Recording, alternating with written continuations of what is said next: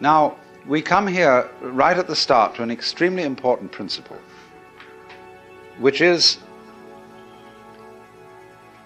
the different points of view you get when you change your level of magnification. That is to say, you can look at something with a microscope and see it a certain way. You can look at it with the naked eye and see it in a certain way. You look at it with a telescope and you see it in another way. Now, which level of magnification is the correct one? Well, obviously, they're all correct, but they're just different points of view. You can, for example, look at a newspaper photograph under a magnifying glass, and where with the naked eye you will see a human face, with the magnifying glass you will just see a profusion of dots, rather meaninglessly scattered. But as you stand away from that connection of dots, which all seem to be separate and apart from each other, they suddenly arrange themselves into a pattern. And you see that these individual dots add up to some kind of sense. Now you'll see at once from this illustration that maybe you, when you take a myopic view of yourself, as most of us do, but you may add up to some kind of sense that is not apparent to you in your ordinary consciousness. Well, it is claimed, you see, that some human beings have broken through to that vision, that they've slipped somehow or other into states of consciousness where they see the apparent disintegration and disorganization of everyday life as the functioning of a totality which at its level is completely harmonious. And you can say, aha, at last I see, I got the point. I've seen how all this makes sense. That's what it is. That's what we notice.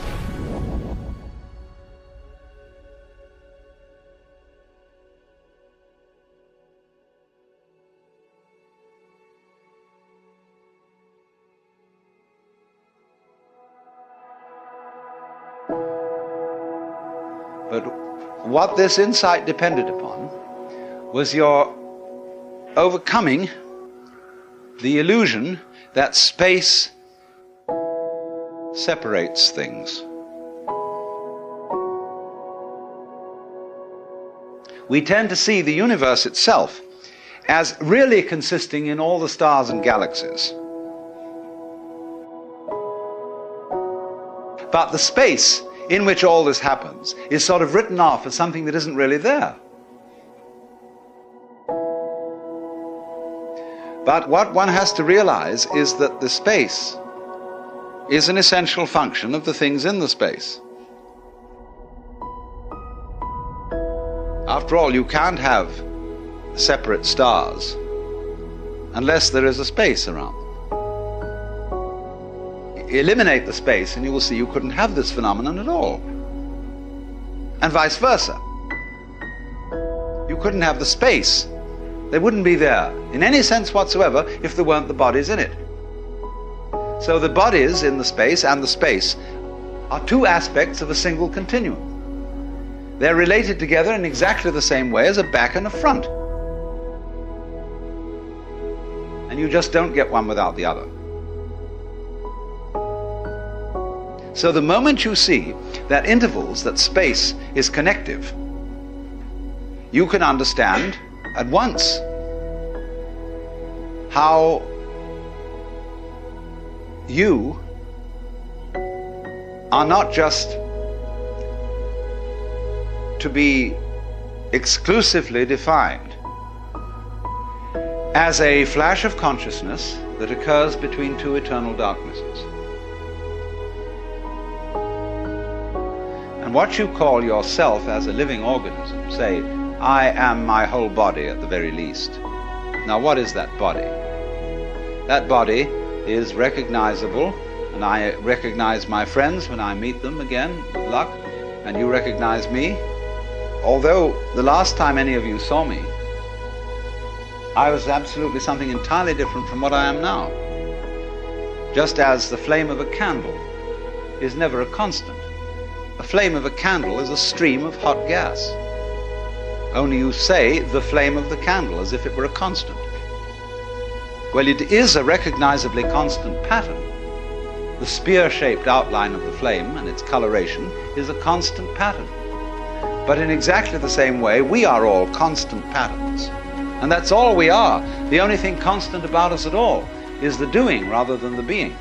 It's the way we behave, the way we dance. Only there's no we that dances. There's just the dancing.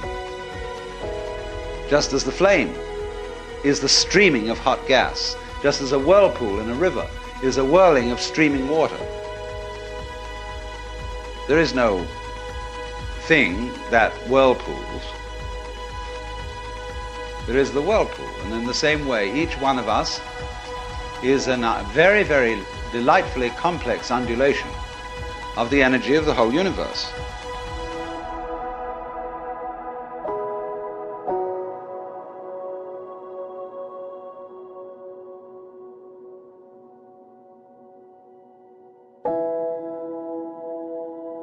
Only by our process of miseducation,